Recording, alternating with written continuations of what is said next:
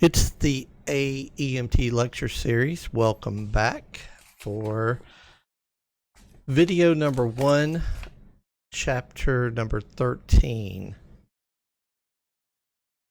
Chapter 13, pharmacology.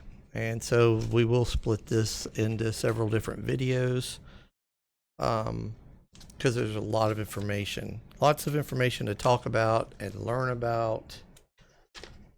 So I am excited about this chapter because this is what separates you guys from being a basic EMT to an advanced EMT. And there's a lot of responsibility that comes with that. So, grab a cup of coffee, pull you up a chair, and hang out for a while because like I said, there's a lot to talk about. Introduction to the chapter. So it's always important to understand what a medication does to the body, and to understand what your expectations are from the medication that you're going to administer. Is extremely important. I'll give you an example from a paramedic point of view. Suppose I have a patient involved in a motor vehicle collision with a closed head injury, and the patient is seizing. I need to administer a medication to control the seizures. Now, I need to understand what my choices are. So I have Versed, I have Valium. Those are two choices. I know, though, one thing about Versed that's important, that it's going to cause a drop in blood pressure. That's just part of its side effects. And I also understand that I can increase mortality by as much as 20% by giving that drug. Now, there's times when that drug has to be administered in that situation. But I understand what the risk and consequences are, and I understand what the benefit to risk is. And that's what you always have to keep in mind. Anytime you administer a medication, what are my benefits and what are my risks? We talked about this last chapter about mechanism of action. What's the indications for the medication? What are the contraindications for the medication? What routes of administration? Can I give this, as an injection, as an IM injection, a sub-Q injection? Can I give this IV? Because certain medications are made to be more effective given in a certain way. Certain medications are given IV and IV only. Certain medications are given IM as an injection, intramuscular, and IM only. There's adverse reactions when you give certain medications that are meant to be given as an injection, and you give it IV. But there's always, adverse reactions to any medication. But we have to understand what those adverse reactions are, and what to do in an event that that we actually have an adverse reaction, because it does happen, especially when you're given antibiotics. People tend to have allergies and adverse reactions to those medications. So what do we do when that happens? Have a game plan, etc.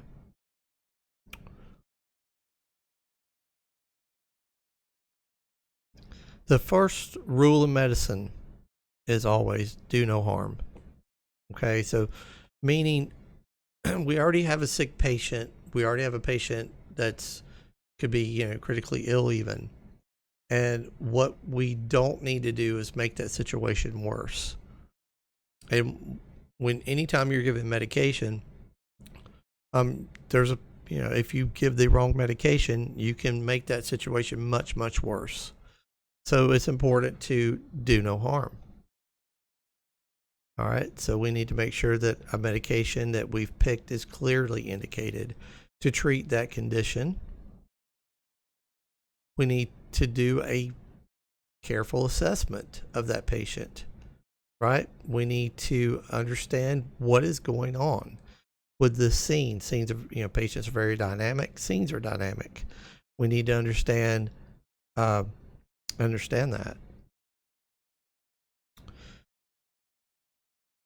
IV therapy is invasive. Okay, it's more than just giving fluids. We'll talk about how the body handles that, what it does with it. We can mess up. We can give a patient who's already fluid overloaded fluids, and that would, it's not a good day. It's not a good day for the patient.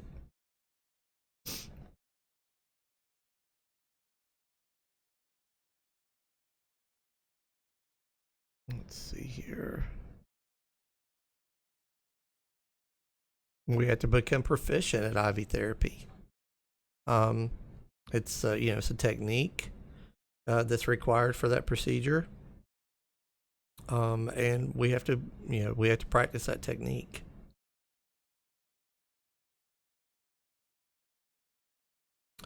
So a medical problem, that could alter or establish a balance among the systems, among multiple body systems.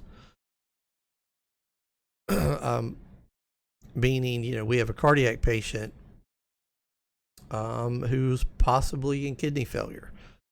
So we have to be careful if we start an IV on this patient and administer fluids because they have a low blood pressure. I get it, but they're already fluid overloaded. So do we really need to give fluids in that situation? Maybe we need to give medications instead. So all of these are considerations that we have to think about.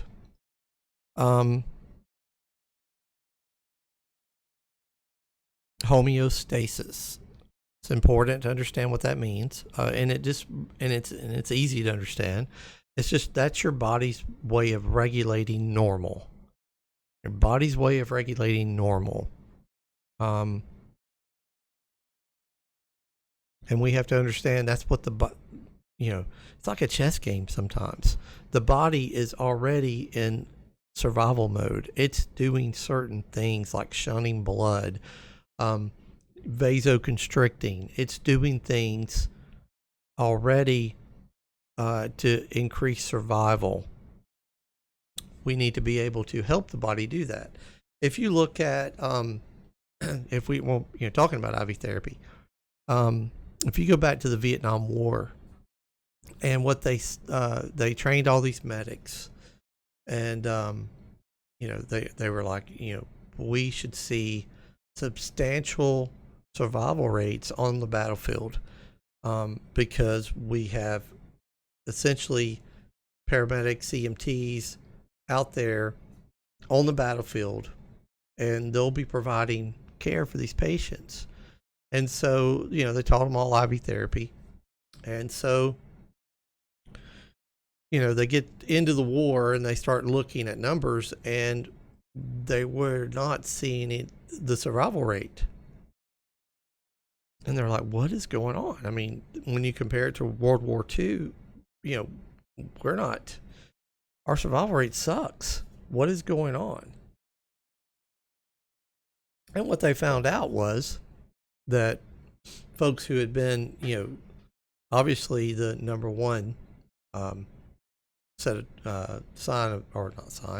one traumatic event would be like a gunshot wound, right? And so you had medics out there dumping multiple liters of fluid in patients, and it was doing two things. One, IV fluids is not blood, right? So you can dump as much IV fluid in somebody and get a good blood pressure, but they're going to die because you don't have those red blood cells delivering oxygen. And then the second thing that they noticed, though, is they were dumping so much fluid that it was messing up the body's clotting factors. So the body wasn't clotting appropriately. And so people, were actually bleeding out more than they would have if they had not gotten any IV fluids. And so they made some changes, and then they started seeing their survival rate go up. So never underestimate the body's way of surviving.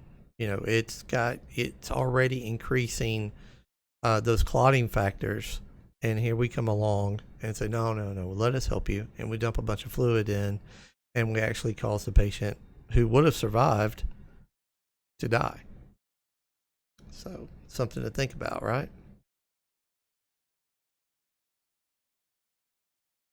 All right, we're going to talk about in a later video about the pharmacology part of it, right? How to calculate an appropriate medication dose.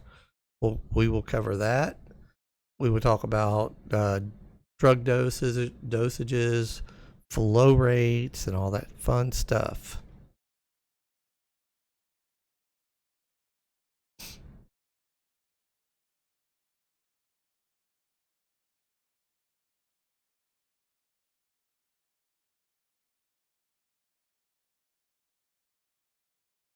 So, medication administration, we have to stay within our scope of practice, of course. We need to make sure of a couple of things. One, we already have a really good set of protocols.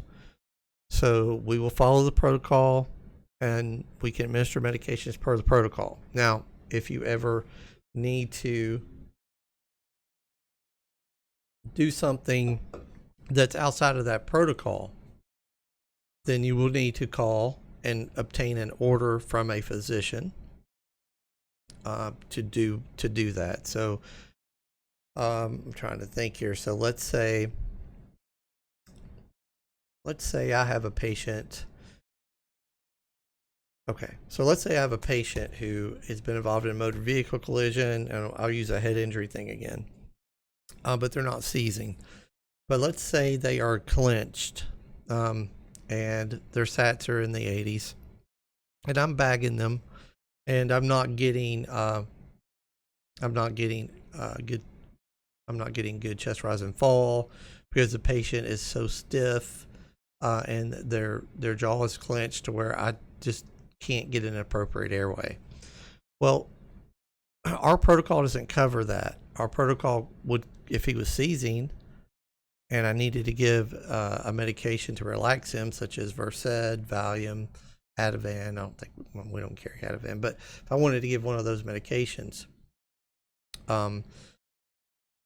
clearly in my scope of practice, I can give the medication underneath my protocols if the patient's seizing, but this patient's not seizing. I just need the patient to relax in order to have an appropriate airway. So since my protocol doesn't cover that I'm going to have to reach out, and I'm going to have to call medical control and explain the situation. I'm going to have to explain the situation and obtain orders. Okay, I'm going to request 5 milligrams of Versed IV.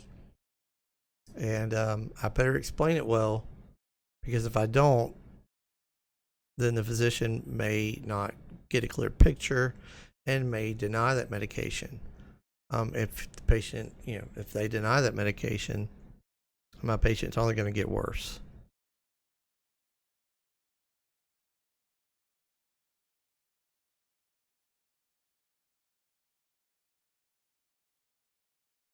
Okay, I'm just looking at my notes real quick.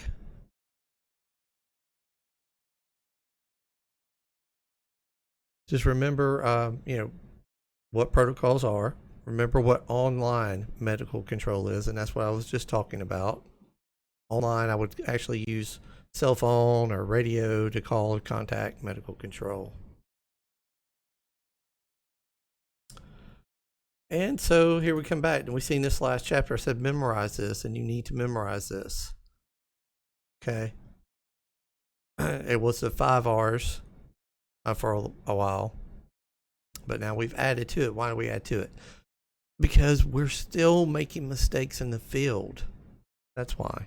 I mean, medication errors are happening every single day,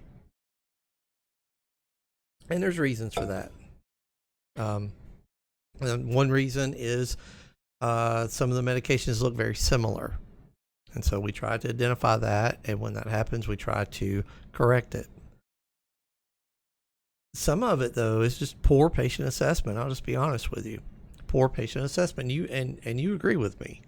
I know you do because you see it. An example, a patient has a history of asthma. They're having difficulty in breathing. Everybody associates with that history of asthma, difficulty in breathing, as an asthma attack. So it's called in as that. 911, hey, my brother's having an asthma attack. So we get the calls, difficulty in breathing, asthma attack. All right, everybody's expecting an asthma attack. And you get there, and it's a 50-year-old male, history of hypertension, been non-compliant with hypertension medicine for, probably 3, 4, 5 months now. And what's happened? Well, the patient's in congestive heart failure. That's what's happening. And so if we don't recognize that, what happens? We go down the asthma protocol. Severe respiratory distress secondary to asthma. One of the drugs we're going to give is epinephrine, sub-Q. We're going to give that. What's going to happen? Terrible things are going to happen. Because the patient already has blood pressure, probably 200 over 130. So that drug's not even indicated in that situation. The solumedrol is not going to help. None of the medications. You're going to give albuterol atrovent, you're only going to make it worse.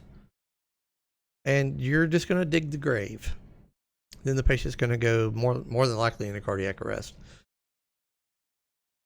And I wonder how many cardiac arrests we have just in our county alone, secondary to that. We don't, there's no way to track it. Well, there is a way to track it, but you've probably seen it. So yeah. But that's more of it's poor patient assessment.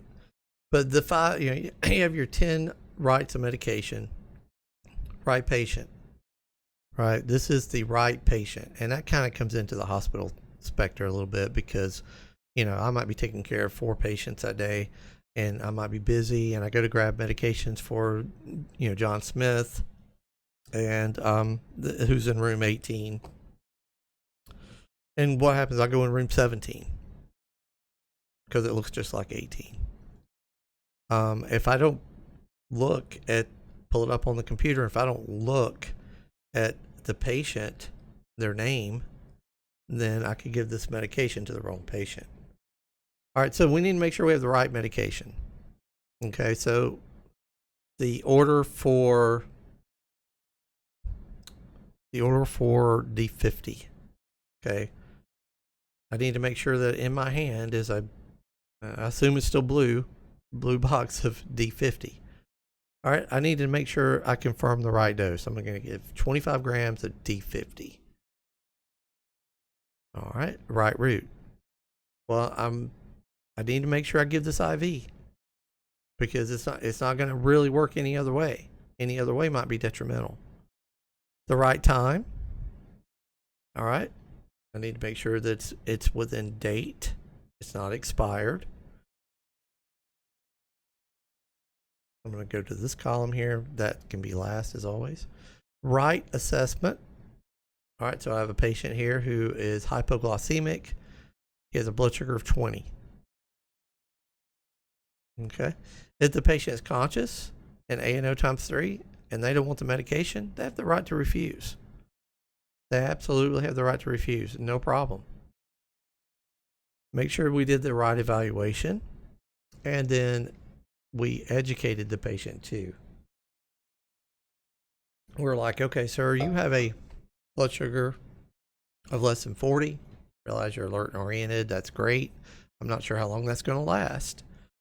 I'm a advanced EMT, but these protocols are written by a physician, our medical control physician, who understands what situation you're in, who recommends that you receive this drug. The risk of you not receiving this drug is that You're already in an acidotic state, meaning your cells are blah, blah, blah. Explain it to where they can understand it. And if you don't receive it, we would expect your mental status to continuously decrease. Those are the risks. That's kind of how it works. But if you can imagine that too in your head, if you can explain to a patient why they should receive a medication or why they shouldn't receive the medication, etc., and you know it that well, then that's where you need to be. That is where you need to be.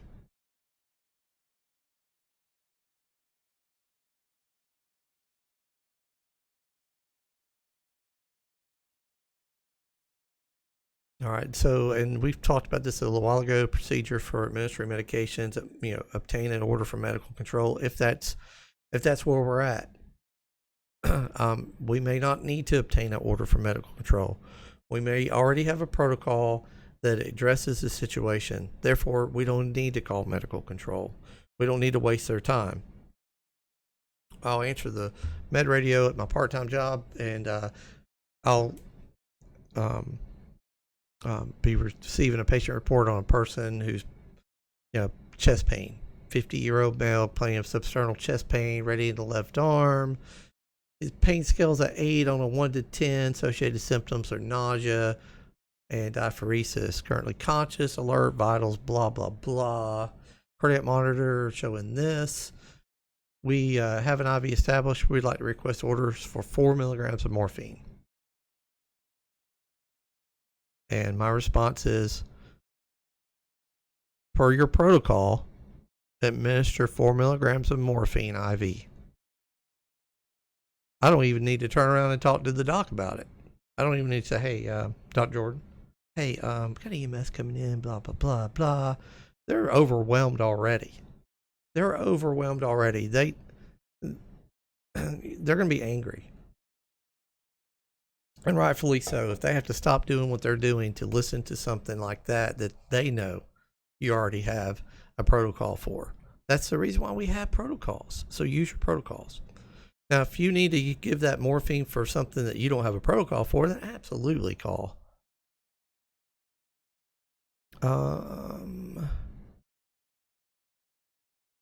We talked about this basically already. Let's keep moving along.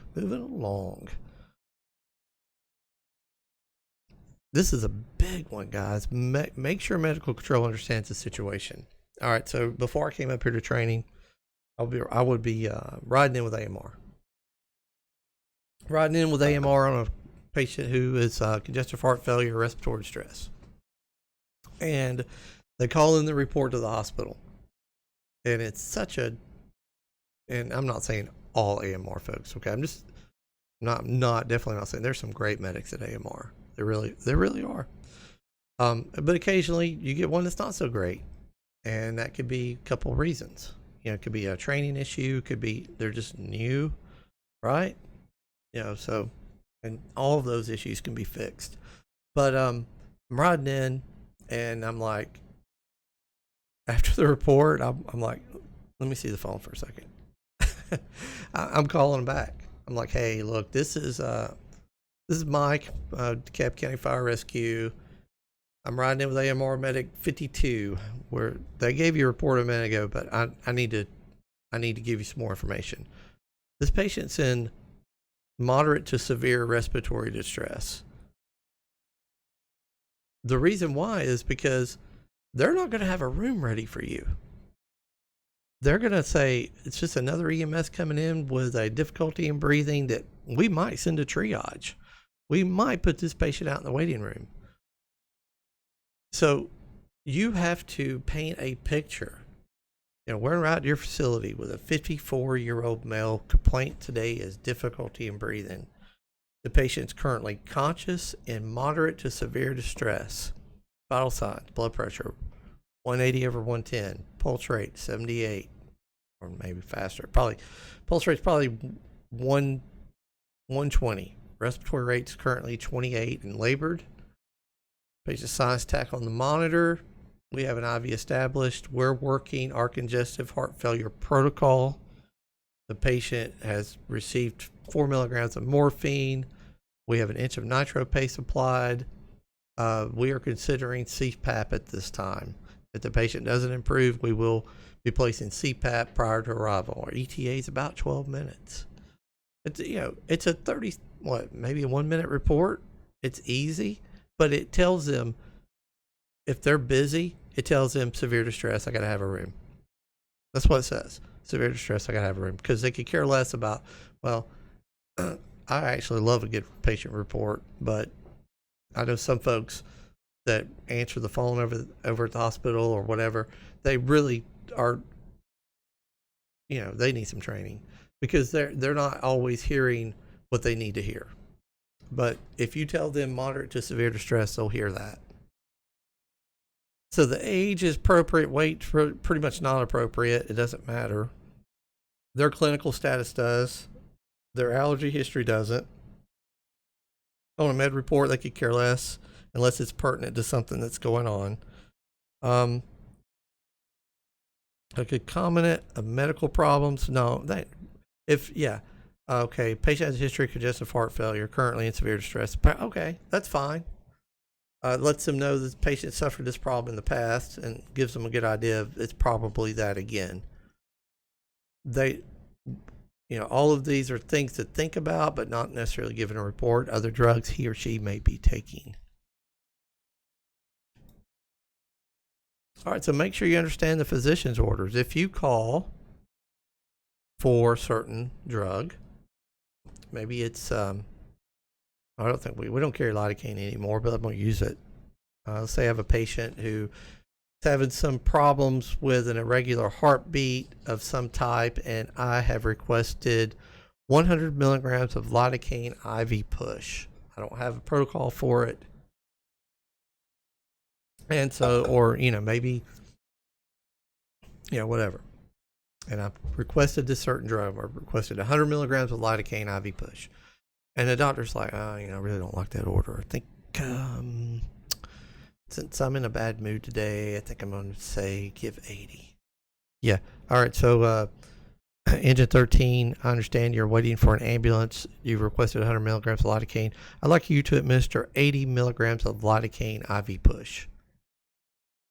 Okay. So I need to now come back and say, Cap County engine 13, I'm clear on the order. 100 milligrams of lidocaine's been denied, and to administer 80 milligrams of lidocaine IV push. That's correct. So always read that order back.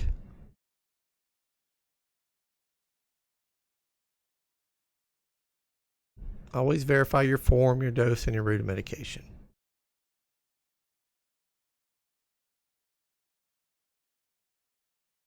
If you ever see any drug that looks cloudy, it doesn't look, like it's supposed to look, then don't give it. I don't care if it's in date. Something's wrong with it.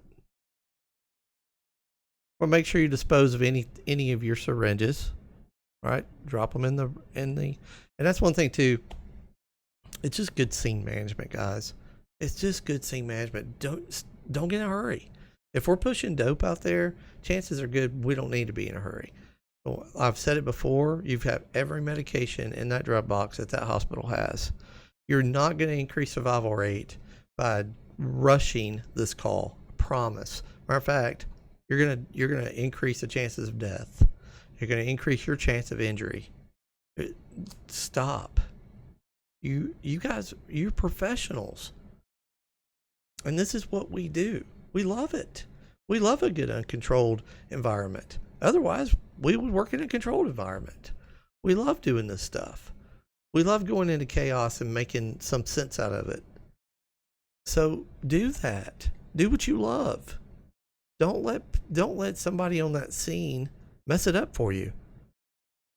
Just don't. Bring calm. Bring some calmness to the scene.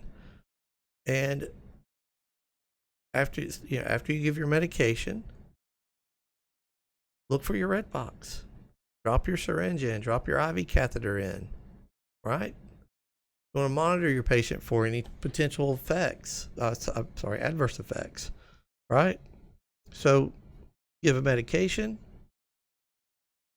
you got to look at your patient, and it's so cliche. You got to look at your patient, but I sometimes I have to stop and make myself look at the patient, because I have all this stuff in my mind.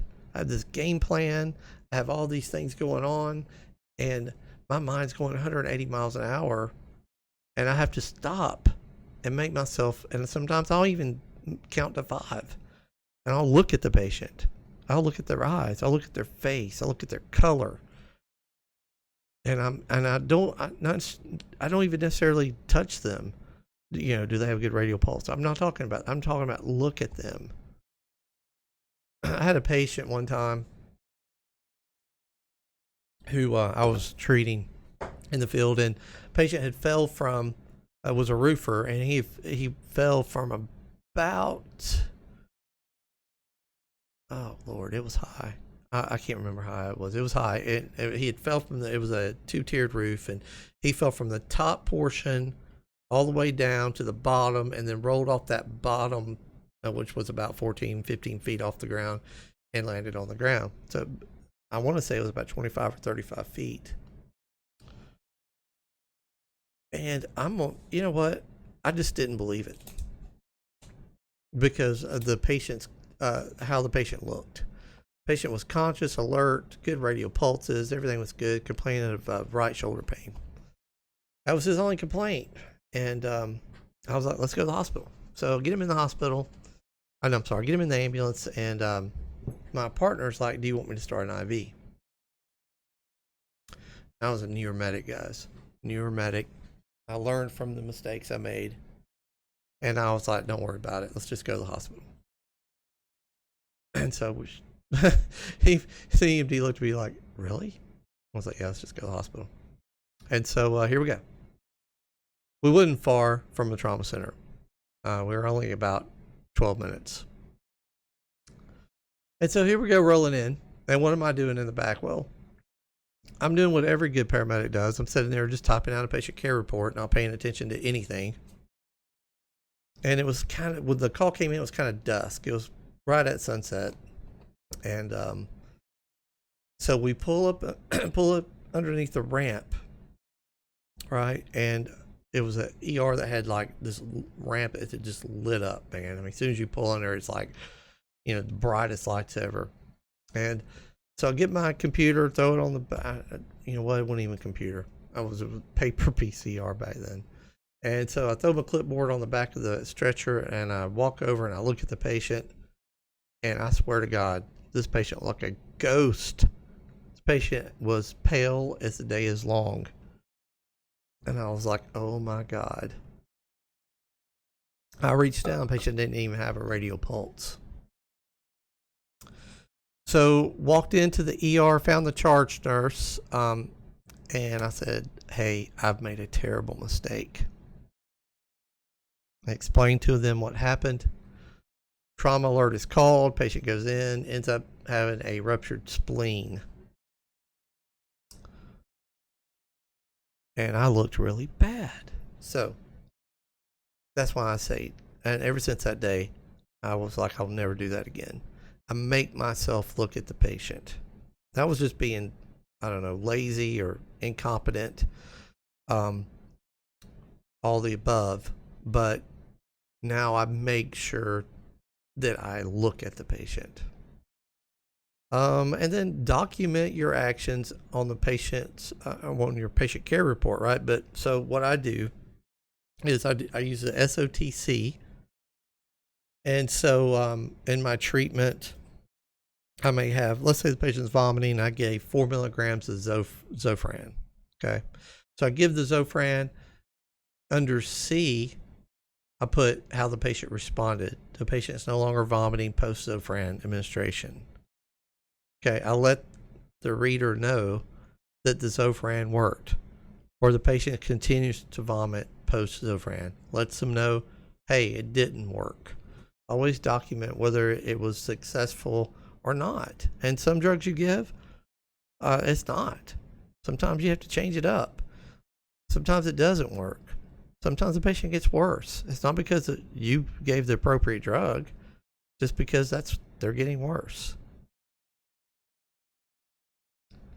So specific medications you guys can administer, well, oxygen, oral glucose, glucagon.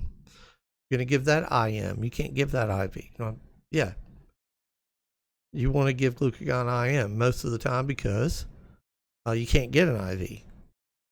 And that's going to release those glycogens from the liver, and hopefully those sugar resources come out and your sugar goes up.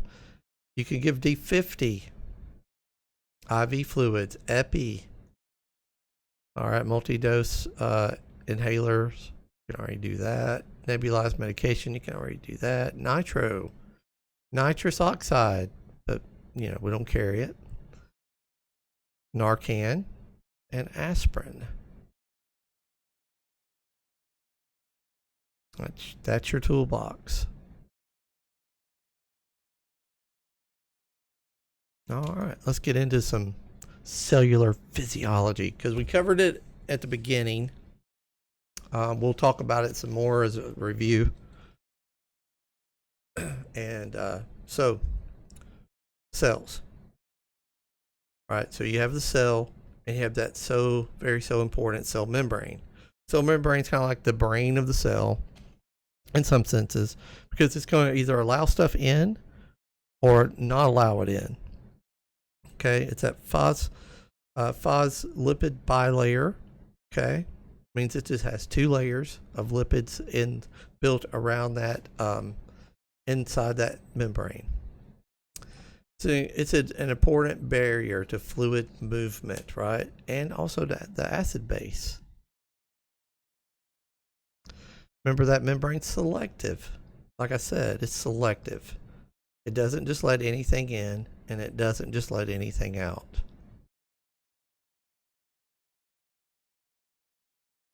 Electrolytes. So starts out as an atom, right? An atom carries charges, positive and negative. If you have two or more atoms that bond together, that's going to make a molecule. Okay? And then molecules, they share and disperse charges. Okay? So that's what brings them together. Negative attracts a positive, positive attracts a negative, right?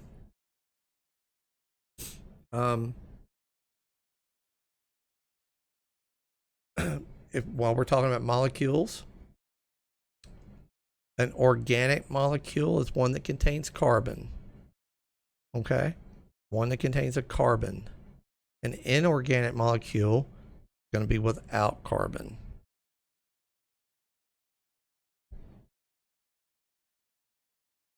Okay, and so when we talk about those charges, it's water that helps stabilize those charges.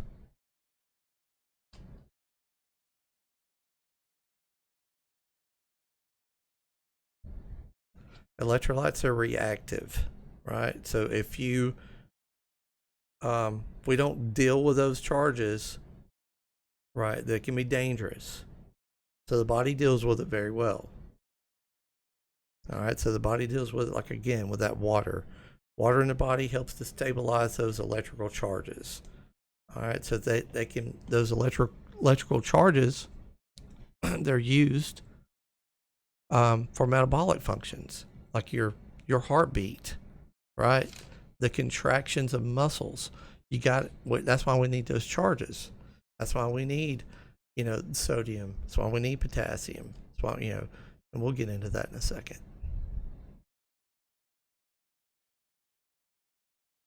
All right, so then we have, then we have electrolytes. And so electrolytes, the definition is they dissociate in water.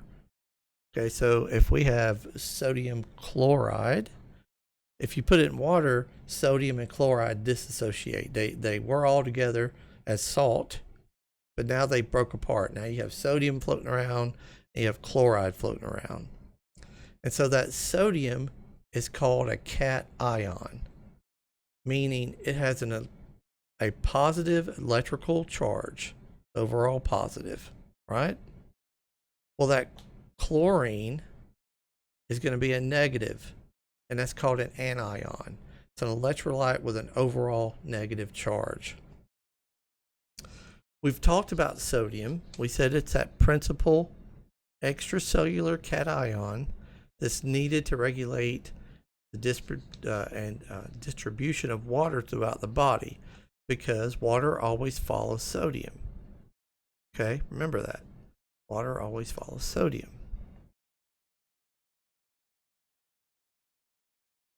Okay, so sodium's, like I said, it's a major factor in adequate cellular perfusion. And sorry about that, guys. I had to put you all on pause for a second. All right, so we're talking about an anion is a overall negative. And then we said about the sodium, right? We talked about it. Principal extracellular cation, and it's needed to regulate the water. It's also important in the buffer system, right, for bicarb.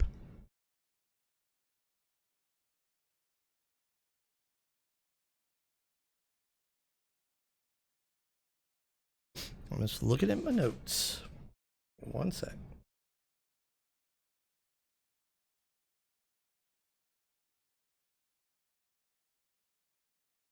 All right, so when we talk about cations, change the slide here. So some cations: sodium, potassium, calcium. Those are your three. Remember the schoolhouse thing we did? And then your anions, bicarb, chloride, phosphorus. So we're going to talk about those, okay? And the first thing we talk about, sodium, right? But we have the sodium potassium pump, and remember what the sodium potassium pump does. All right, it pulls potassium from the inside of the cell out and allows sodium that's on the outside to go in, right? Otherwise it wouldn't happen. It's got to have that sodium potassium pump for that to happen. The sodium potassium pump, one of the big things about it is that it needs insulin, right? And it needs epi to be able to do its job. All right.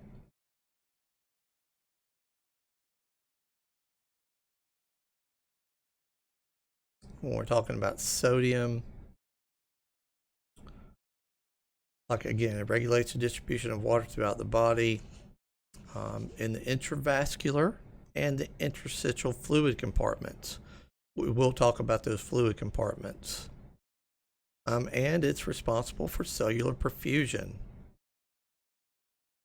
Wherever sodium goes, water follows. All right, major component of the buffer system, bicarb. Remember, it's sodium, right? It's NaHCO3. All right, so when we talk about potassium, okay, so potassium is the principal intracellular cation. If you have low sodium, it's called hypokalemia, right? And so what does potassium do? Potassium is a big deal when it comes to muscle contraction, right? If you have low potassium, hypokalemia, right? Hypo-K, you have a decreased skeletal muscle function, right? Your GI tract, you're going to have some GI disturbances. You're going to have some irregular cardiac function or rhythms. And those nerves are become overstimulated. And that's where you're going to get your problems with that. So let me see here. Then hyper-K or hyperkalemia means you have too much potassium. Okay, and that's always a bad day. Too much potassium, and you could go into cardiac arrest because of hyperstimulation of those cells. So let me do something real quick. Let me pull something up real quick. I want to talk a little bit about it before we get into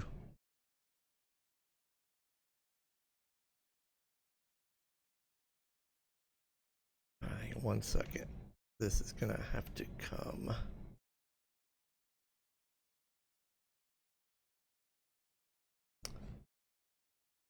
This is something here.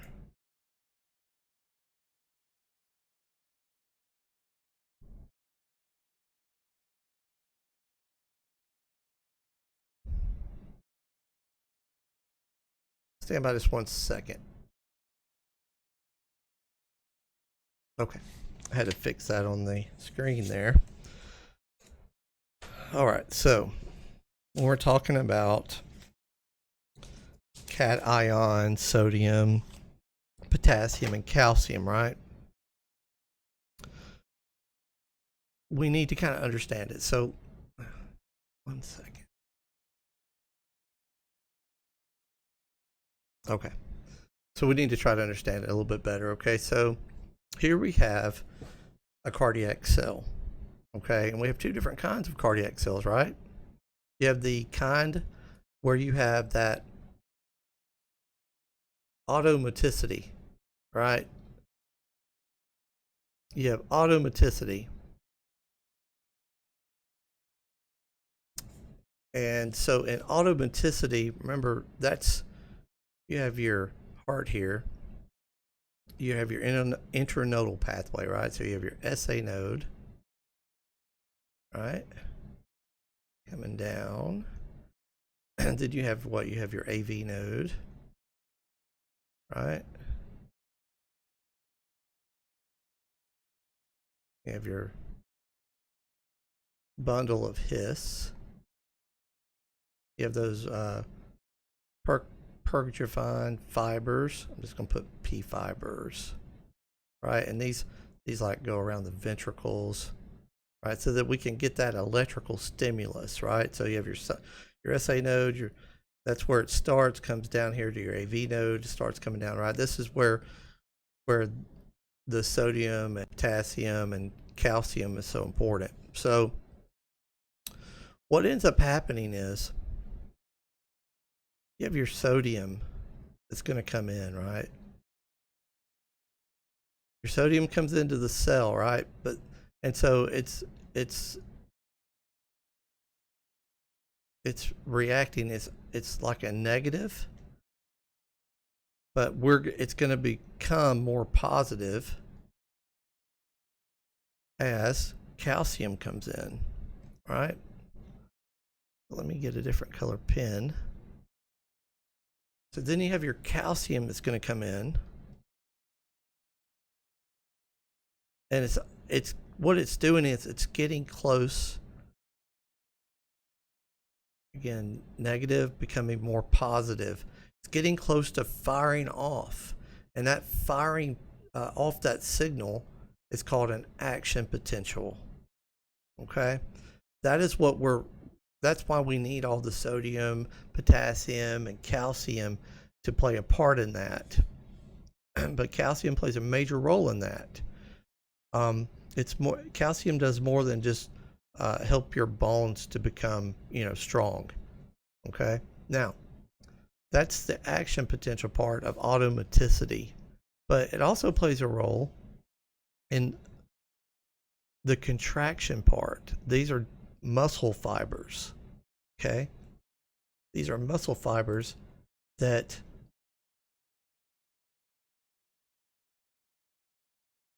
in this cell, you can imagine these muscle fibers, right? And that's what's going to actually help the heart to contract. And so what ends up happening is, let's say you get all these cations coming in, right? And again, the cell's already negative. It's making it more positive so that it will fire. If you have too many, then it's no problem. They're going to shift over here to the next cell, which regulates contraction. And so when we talk about blockers, and we talk about like calcium channel blockers, what ends up happening? Well, one thing is that if we have an irregular rhythm, maybe the sinus SA node is not firing correctly, and the AV node has become the primary. Okay. So a lot of times what we can do is we can block some of this calcium from coming in by giving a calcium channel blocker. And maybe it blocks certain calcium channel blockers, but still allows the calcium to come in. It allows certain channels allow calcium to come in, certain channels we can block. And so that's going to help with the signal. That's going to slow the signal down, allow the SA node to pick back up. And that will maybe decrease the heart rate, right? Decrease the blood pressure. But if we can block some of these calcium channels here too, that's what's allowing calcium to come in. If we just block that, what about contraction? Well, it will actually make contraction weaker. And that might be what we need, right? Because if our blood pressure is super high, if we maybe we can make that contraction a little less vigorous, it'll help blood pressure to come down.